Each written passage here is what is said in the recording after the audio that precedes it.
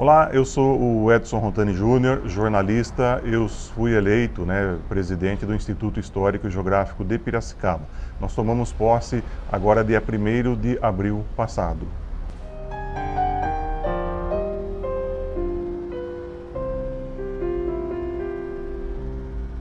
Olha, uma coisa eu vou revelar ao Jornal de Piracicaba. Nos anos 90 eu trabalhava em rádio, na extinta rádio Alvorada AM, como coordenador de jornalismo. E eu lia muito o Jornal de Piracicaba. E lá eu via as notícias do Instituto Histórico e Geográfico de Piracicaba, essa busca pela preservação da história de Piracicaba.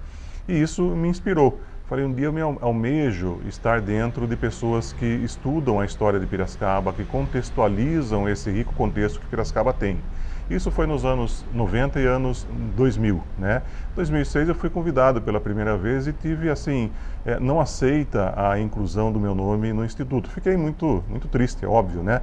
Já que era um sonho almejado como uma questão de profissionalismo e também pessoal. Em 2010 eu enviei de novo a carta convite e fui aceito. Então estou no Instituto desde 2010, né?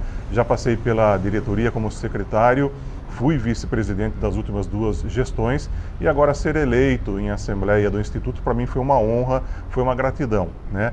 Eu, em 2010, na posse, disse que o certificado que eu recebi do Instituto seria uma honra para mim e estaria sempre estampado em minha parede. E ainda está, com muita honra, né? Isso por quê? Porque o Instituto Histórico e Geográfico de Piracicaba ele foi criado em 1967 pela nata da intelectualidade de Piracicaba. Tivemos aí nomes como o Dr. Edmar Kiel, camponês do Brasil, o Nélio Ferraz de Arruda, que foi prefeito de Piracicaba e presidente do Instituto por 3 gestões, Cossenza, a Maria Helena Curazo foi uma das, inclusive não foi presidente, mas foi uma das que mais incentivou a criação e a vida desse instituto. Tivemos também a professora Marli Germano Perecim. Então são alguns nomes nos quais eu me espelhei nos anos 90, anos 2000, para ter hoje esse caminho que estou galgando, né? O Instituto ele serve como um acervo, né, de toda a história de Piracicaba. Lá nós temos revistas, livros, jornais, inclusive todos originais. Temos um jornal, o jornal Gazeta de Piracicaba, o antigo, né, lá da época da República, de 1883, né, que conta a história de Piracicaba do final do século retrasado até por volta de 1930. Então nós temos um resgate muito importante. Temos a contribuição do Jornal de Piracicaba, que deu toda a sua coleção física, impressa, né, para que as pessoas pudessem fazer a sua consulta. O papel do Instituto, portanto, é esse, é resgatar e preservar a história do município de Piracicaba. No Instituto Histórico de Piracicaba nós temos assim uma programação, que ela se repete conforme a gestão, mas nada impede a criatividade, o uso das ideias novas que venham a surgir, né? Nós publicamos livros, temos já para 2022 11 títulos sugeridos, é bastante, né? Todos sobre a história de Piracicaba. Esse ano é um ano riquíssimo, porque temos datas redondas como 100 anos da Estação da Paulista, 200 anos da Câmara Municipal, temos os 100 anos da Semana de Arte Moderna, que teve reflexos aqui em Piracicaba com a família Guerrini e tantos outros temas. Então nós estamos assim mantendo esse ritmo, esse ciclo que já vem de décadas, de anos, né?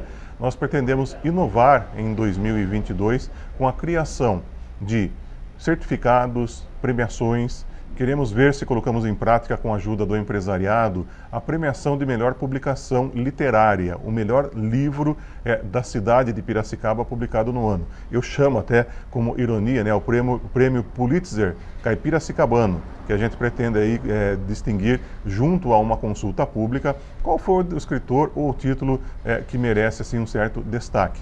Entre outras iniciativas, nós precisamos também lembrar das mídias digitais, né? Temos Facebook, Instagram, YouTube, Flickr e tantas outras mídias digitais que estão hoje na mão dos jovens que também se interessam pela história de Piracicaba.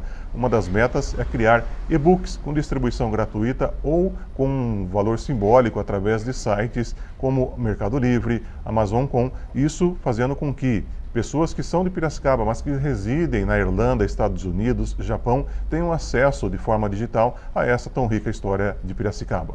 O foco principal, veja bem, dessa atual gestão é voltar a um ponto pré-pandemia. Nós, em março de 2020, tivemos que ficar em casa, manter distanciamento. As pessoas ainda hoje se encontram em home office, reclusas, né? Então, o objetivo nosso com essa abertura que está sendo dada tanto pelas autoridades municipais quanto estaduais, a não obrigatoriedade mais de máscara em espaço público, é trazer o associado e o piracicabano para o convívio junto ao Instituto Histórico. De que forma?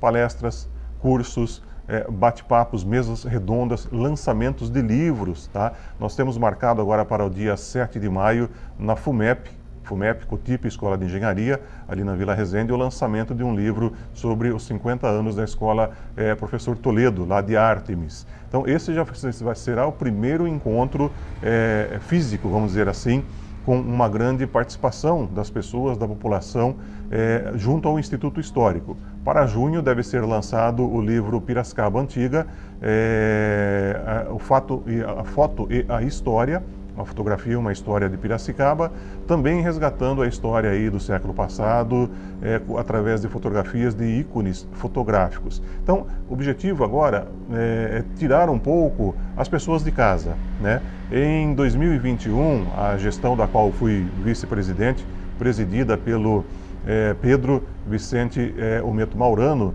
ela fez algumas atividades via online, reuniões online, lançamentos de livro online, até porque era exigência sanitária da época. Esse ano, vamos dizer assim, a gente quer retomar, junto com o comércio, junto com a sociedade piracicabana, a vida social, o associativismo, a vida diária, as confraternizações, as festas, os lançamentos de livros, manhãs ou tardes ou noite ainda de assinaturas, né, de livros, enfim, fazer com que nós tenhamos aquele parâmetro que nós tínhamos muito antes da pandemia.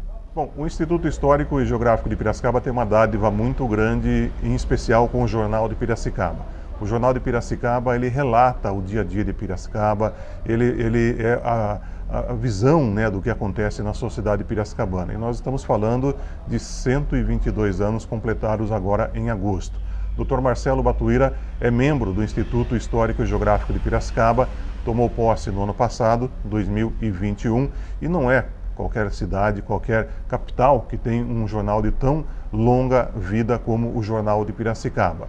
Nós temos no Instituto Histórico e Geográfico de Piracicaba 8.000 quilos de material, 8 toneladas de livros, jornais, revistas, slides, VHS, CD, enfim, o material físico. Só que eu digo mais, além do material físico, existe o material intelectual, né? A história, a preservação da memória, o fato relatado, que é onde entra o Jornal de Piracicaba.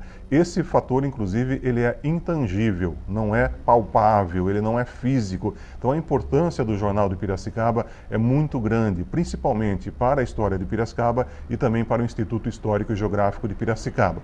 Através, inclusive, da parceria com o jornal, nós lançamos em agosto do ano passado um livro sobre a arte aqui em Piracicaba, do Dr. Humberto Consentino, que foi, inclusive, coordenado pela Sandra Jorge e pelo Dr. Marcelo Batuira. Então, nós temos uma gratidão imensa para com o Jornal de Piracicaba e toda essa história que está sendo relatada dia a dia nesses 122 anos de existência.